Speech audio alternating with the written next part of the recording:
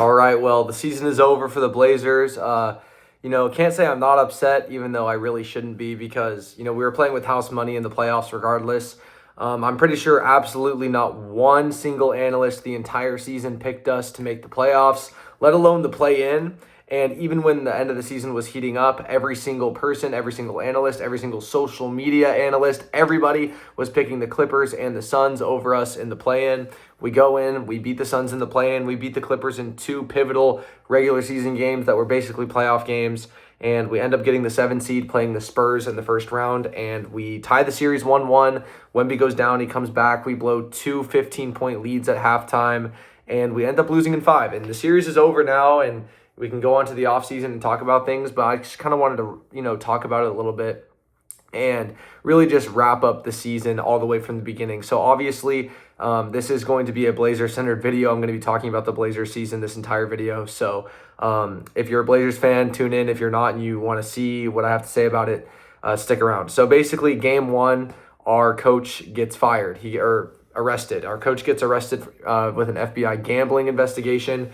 Obviously, that's not something you want to hear as a fan of a team. So Tiago Splitter comes in and we start running. And, we start the season pretty decent. And then we just start dealing with injuries. Injuries to basically everybody. Everyone's hurt. Scoot's obviously not playing. And, we're a sub-500 team for a majority of the season. Then around game 50, I believe it was, we crack 500. And then we're sitting just kind of around there for the rest of the season, make an end of the season push and get that 7 seed. So that's something that, we have to take into account, that we are battling injuries the entire season. We have Damian Lillard on the roster. He played a total of 0 games. He didn't play. There was hints that he was going to come back for the playoffs, and he never did. But he's coming back next season. So, we'll have Dame next season. And I know now there are a lot of talks about maybe trading for a big star like Giannis. We were talking about at the deadline. People are talking about trading for Giannis. And honestly, I could see it happening, especially because we do have the Bucks picks. And I could see the Bucks wanting to get those picks back. That's something that I could see. And in order to get those picks back, they would need to, trade with us, trade Giannis. And then we have young talent we could ship out too.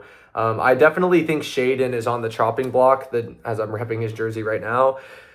Definitely think Shaedon's on the chopping block, considering he barely played in this series. Sidi Sissoko came off the bench before him in this game, in Game 5, and it just seems like the coaching staff has lost all faith in him defensively. Defensively, he's never been the best. He had some flashes, especially at the end of that Phoenix game, but overall, he's not a good defender. And, he's known for his offense. He had a crazy step back 3 or snatch back 3 in this game. But overall, it's looking pretty bleak for Shaedon, as well as Klingon did not have a good series. He really didn't have a good series overall. He had a decent game today, hit some threes, had some more rebounds, maybe a block or two. I haven't even checked the box score. Game just ended, but Klingon seemed like he had a little bit of a better game today. Robert Williams absolutely outperformed his contract. And it's looking like he's going to get an extension either with us or someone else is going to offer him a bag and we're going to lose him. I hope we can keep him. He was amazing as a backup, especially with Klingon. You kind of need a guy like Rob off the bench that's more athletic, can guard kind of more players that are more shifty and quick. And so it's great to have a guy like Rob on the team. Even though he is injury prone, he actually played a lot of games this season. He didn't play in back-to-backs, but other than that, he was pretty good. So, a couple other things. Denny is definitely going to stay. He had a decent game today, just watching. He didn't really make a lot of threes, but other than that, his driving was good.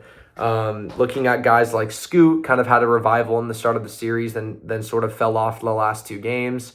And looking at guys like Vit Krejci got run today. Sidi Sissoko got run today, and they looked decent. They looked good. Those are our end of the bench guys, looking decent. And so, ending the season as a 42-win team, and getting the 7 seed from the play-in tournament and losing in the first round in 5 might seem kind of underwhelming, but considering everything we had, we exceeded our total win total projection.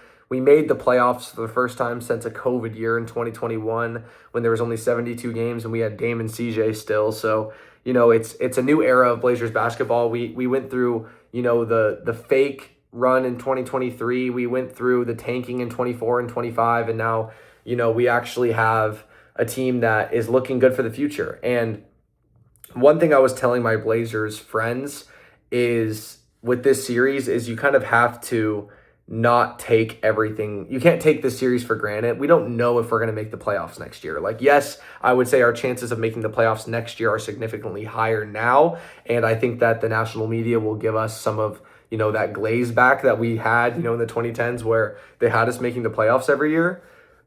But I think that, when you're watching this series, you have to enjoy it. You have to watch every game.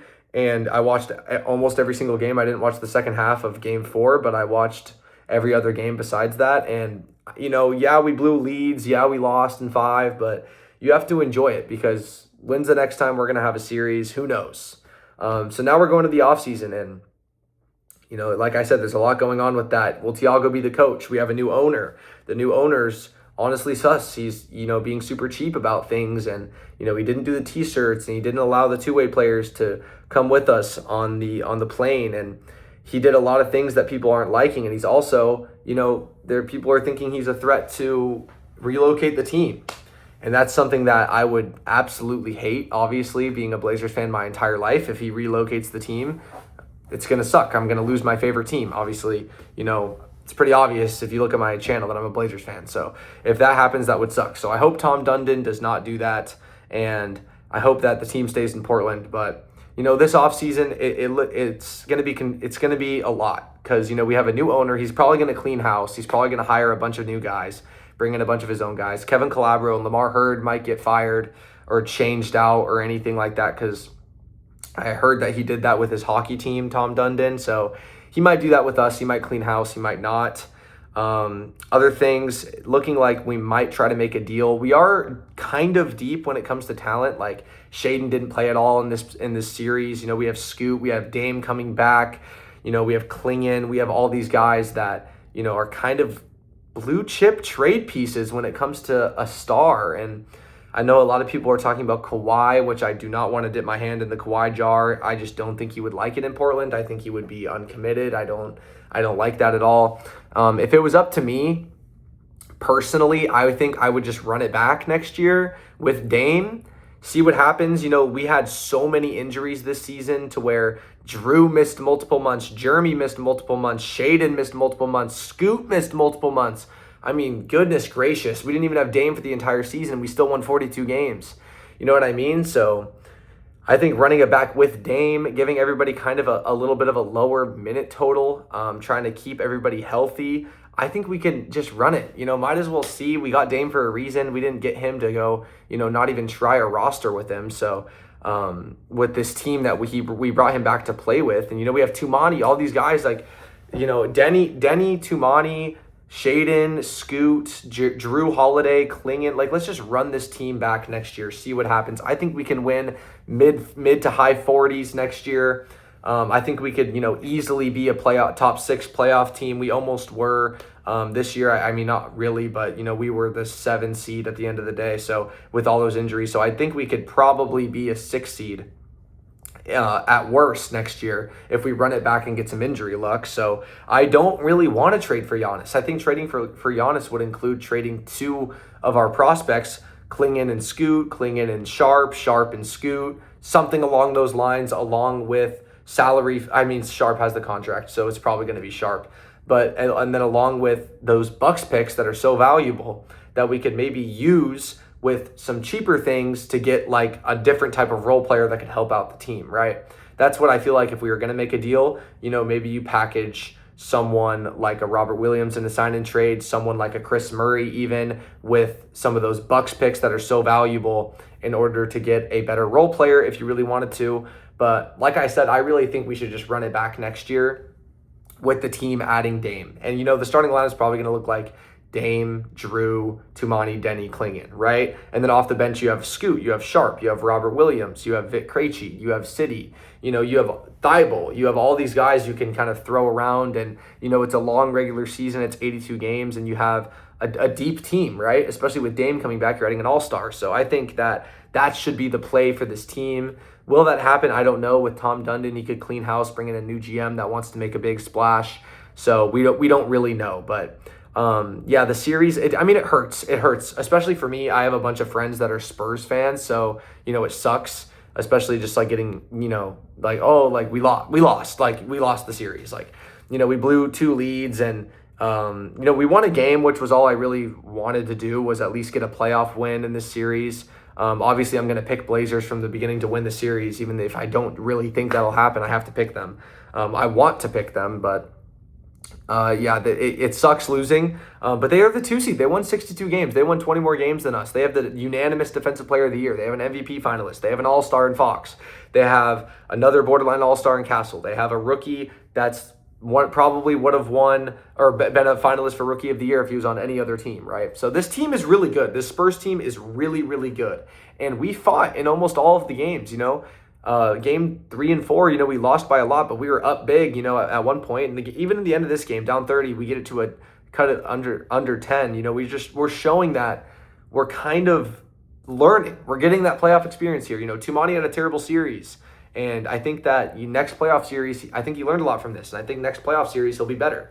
And so everyone that was Tank FC before the season that wanted us to tank and get, prospects, a new prospect for this upcoming draft, I understand, but I still feel like this series was very valuable. We didn't have a playoff series since 2021. Imagine going into the season, the 2026 offseason, and we're going into the 26-27 season, still no playoffs. It's like, damn, it's 2027. We haven't been in the playoffs in 6 years. It's like, at least we have that playoff series under our belt now, no matter what. Denny gets in, Shaden gets some in, even though he didn't play that much. Scoot gets his in. It's just, I feel like that was good for the team. I was never Tank FC, so I'm glad about that. But there's a lot moving forward. There's a lot to do. I'm going to be talking about it more. Obviously, the other types of videos on this channel are going to be coming back now that the Blazers are eliminated. And, I really just wanted to focus on the Blazers because this was such a big deal for us. If you're, a Blazers fan, you understand. I hope you guys enjoyed the reaction videos. Obviously, there's no more Blazers games, so probably no more reaction videos unless I want to film something for like the finals or something, or the Western Conference Finals, but probably not. But I'm probably going to be going back to, just talking NBA on this channel, some of the videos that I used to do now that the Blazers are eliminated. But I appreciate you guys for watching, and I'll see you soon.